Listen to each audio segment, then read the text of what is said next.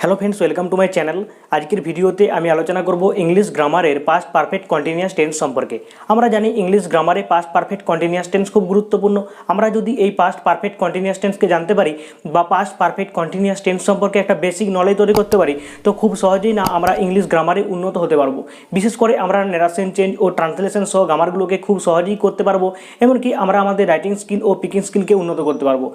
तो लेसनटी शुरू करा जाक। तोमरा भिडियोटा शुरू थेके शेष पर्यन्त देखते थाको।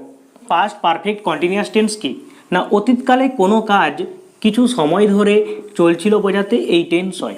अर्थात से 2 घंटा धरे बई पढ़छिलो, माने तार 2 घंटा धरे काजटा चलछिलो। ठीक एकইভাবে तारा 5 বছর ধরে এখানে বসবাস করছিল। সে 3 দিন ধরে জ্বরে ভুগছিল, তারা 3 ঘন্টা ধরে আমার সাথে গল্প করছিল। এরকম ধরনের সেন্টেন্সগুলোর ক্ষেত্রে আমরা এই পাস্ট পারফেক্ট কন্টিনিউয়াস টেন্সকে ব্যবহার করব। তো আমাদেরকে এখন এই টেন্সের না স্ট্রাকচারটা জানতে হবে। এই টেন্স গঠন করতে হলে প্রথমে আমরা সাবজেক্টকে বসাবো, এরপর আমরা হ্যাড বিন ব্যবহার করব, তারপর ভার্বের 1 নম্বর ফর্মের সাথে আইএনজি যোগ করব এবং অবজেক্ট বসাবো ও এরপর সিন্স অথবা ফর বসিয়ে একটা টাইম যোগ করব। একটা উদাহরণ দেখলে তোমরা খুব ভালোভাবে বুঝতে পারবে। যেমন সে 2 দিন ধরে সেখানে যাচ্ছিল। তো হি হলো সাবজেক্ট, হি এর পর আমরা হ্যাড বিন ব্যবহার করব, এরপর গো হলো ভার্বের 1 নম্বর ফর্ম, তার সাথে আইএনজি যোগ করেছি। এরপর দেয়ার হচ্ছে অবজেক্ট, অবজেক্টের পর আমরা ফর ব্যবহার করব, এরপর একটা টাইম যোগ করব, এখানে 2 ডেজ। সে 2 ঘন্টা ধরে বই পড়ছিল।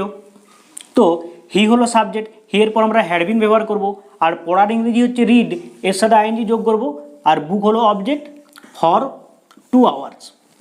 ঠিক একইভাবে তারা 3 ঘন্টা ধরে আমার সাথে গল্প করছিল। তো দে হলো সাবজেক্ট, দে এর পর আমরা হ্যাড বিন ব্যবহার করব, এরপর গসিপ হলো গল্প করা, তার সাথে আইএনজি যোগ গসিপিং, আর উইথ মি হলো অবজেক্ট, এরপর ফর 3 আওয়ার্স।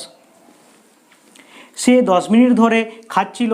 তো হি হলো সাবজেক্ট, হি এর পর আমরা হ্যাড বিন ব্যবহার করব, এরপর ইট হলো ভার্বের 1 নম্বর ফর্ম, তার সাথে আইএনজি যোগ, এরপর আমরা ফর ব্যবহার করব, 10 মিনিটস হলো টাইম। চলো আরও কয়েকটা উদাহরণ দেখে নিই। তারা এখানে 10 বছর ধরে বসবাস করছিল।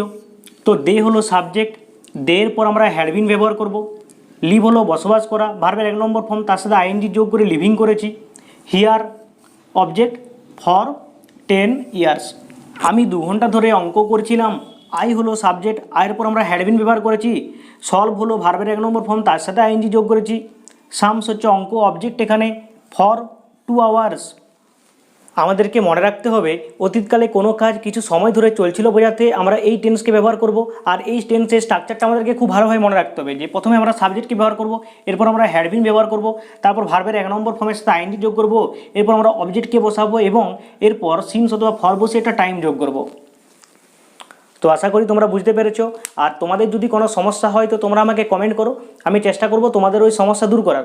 আর সবশেষে একটা কথাই বলবো, আমার এই ভিডিওটা যদি তোমাদের ভালো লাগে তো ভিডিওটাকে লাইক করো, চ্যানেলটাকে না সাবস্ক্রাইব করে রাখো, যাতে আমি যখন নতুন কোনো ভিডিও আপলোড করব তার নোটিফিকেশন তোমরা খুব সহজে পেয়ে যেতে পারো। তো আজ এ পর্যন্তই, পরবর্তীকালে আমি আবার এক নতুন ভিডিও নিয়ে আসবো। Thank you for watching my video.